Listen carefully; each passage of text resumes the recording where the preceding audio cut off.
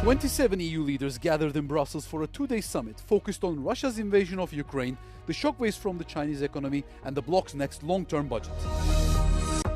Ukraine launched a wave of drone attacks across Moscow on Thursday as it continued to target the Russian energy industry. Resource management, fuel prices, foreign competition. French fishermen met in Cherbourg to discuss multiple challenges. The 27 leaders of the European Union gathered in Brussels for a two-day summit focused on Russia's invasion of Ukraine, the shockwaves caused by the Chinese economy, and the bloc's next long-term budget. Thursday's summit comes at the heels of a G7 meeting in Evian that managed to convince US President Donald Trump to sign a joint statement pledging to increase military support for Kiev and sanctions on Russia. For the European Commission President, the tide is turning, referring to Ukraine's recent gains on the battlefield. Russia, on the other hand, the economy is suffering. The fact that Russia has shut down the internet, closed Telegram, for example, speaks for itself, because Russia is again rising an iron curtain, but now it's a digital iron curtain on their people. Volodymyr Zelensky, attending the meeting, said he intended to discuss the opening of all EU accession negotiation clusters for Ukraine. He reaffirmed Kiev's push for a faster path to membership, despite concerns from several member states. EU leaders will also focus on China. Brussels has concluded that EU-China trade is currently unsustainable and something must change in the relationship to avoid an all-out confrontation. We definitely need more European coordination in our engagement with China to protect the European economy and to boost our competitiveness. So I'm very much open for these discussions. On Friday, leaders will turn to another contentious topic, the next 7-year EU budget, which the Commission has pitched at a record-breaking €2 trillion.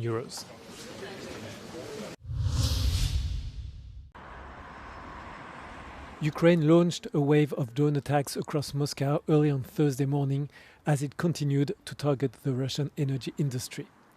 In a series of posts on Telegram, Moscow mayor said air defenses had intercepted 180 drones approaching the capital, but that several had managed to strike a refinery in what he called a massive attack. It is the second time the refinery has been hit this week. The governor of Moscow region said a fire caused by drone debris also broke out at a shopping center in the southeast of Moscow and that another drone struck an apartment building. Ukrainian President Volodymyr Zelensky confirmed the attack on the refinery in a post on X. Kiev has stepped up strikes on Russian energy facilities in recent months in what Zelensky has described as a just campaign of long-range sanctions against Moscow.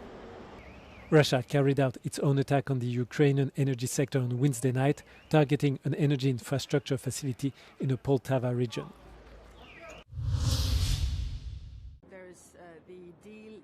The EU's top diplomat Kaja Kallas has responded after Israeli Foreign Minister Gideon Saar said he had no choice but to sever all contact with her. Reports said that she compared Israel to South Africa's former racist apartheid regime. Kallas reportedly made the remark during a trip to Mexico in May, where she met with senior Mexican government. To date, no denial, clarification or response has been issued by her regarding this severe statement, Saar posted on social media on Thursday. In response, Kallas, a former Estonian prime minister, said she valued dialogue and engagement with Israel and that the EU remained committed to a constructive relationship, but she made no mention of the reported apartheid comment. In her post, Kallas added that the EU position was firmly that a two-state solution remained the only viable path to peace in the Middle East. The EU has condemned the illegal Israeli settlements in the West Bank that make it increasingly difficult to get to that goal, she wrote. The Israeli military announced on Thursday that a master sergeant was killed and 7 soldiers were wounded during intense combat in southern Lebanon the day before. The fatal clash occurred just as the United States and Iran signed a memorandum of understanding on Wednesday meant to end the war that broke out on February the 28th.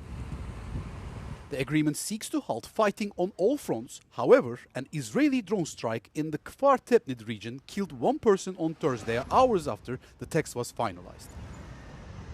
Israeli media reported that backroom negotiations are underway with Washington to maintain a military presence to protect the territory from Hezbollah threats.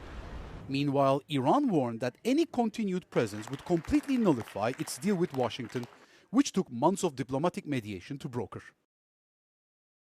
As the UN warns of a dire humanitarian crisis, the conflict has already displaced more than 1 million people, with Beirut reporting over 3,800 deaths since the invasion began.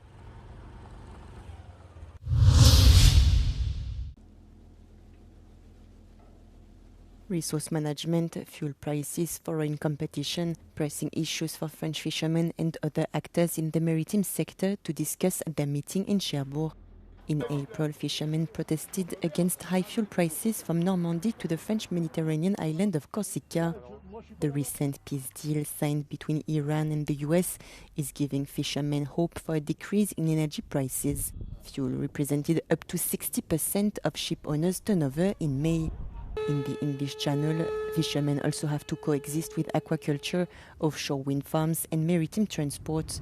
Small fishermen hope the French coastal strip will soon be out of bounds to ships measuring over 25 meters. On the Atlantic coast, fishing might temporarily be prohibited next year in the Bay of Biscay to protect dolphins. Last but not least, fishermen are calling for measures to modernize and decarbonize fishing vessels.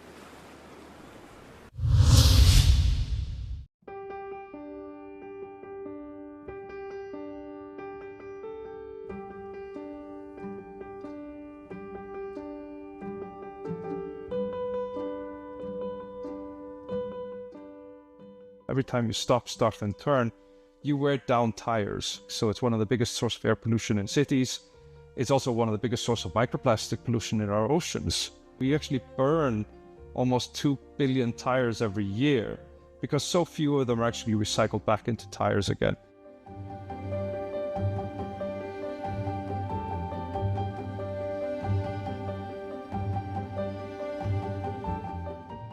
They tend to wear out tires faster than traditional cars ever did because of the added weight and power and propulsion energy that just goes into the ground when you accelerate or brake. People drive them more aggressively, which again wears tires faster. They're mostly driven in cities where lots of tire pollution is generated because you have those stop, starts and turns.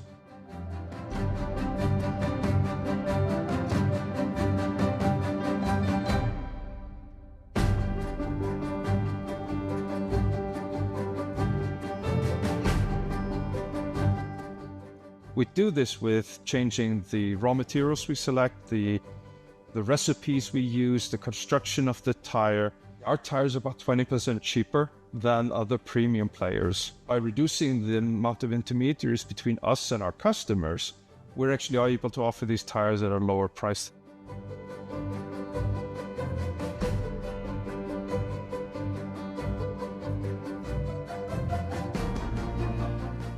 The team is incredibly proud of the recognition. It was the first time any major celebrity talked about tire pollution. Suddenly we have one of the most famous people in the world, Prince William, highlighting the problem and highlighting, efforts to combat the impacts that tires generate on our planets.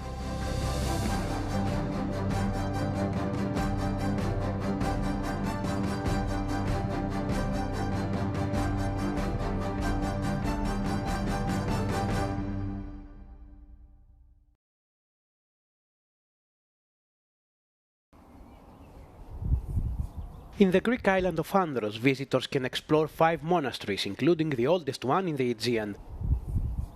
Perched at an altitude of 600 meters, the monastery of Panagrados St. Panteleimon is like a fortress on the northern slopes of Mount Hierakonnes, being there since 961 AD.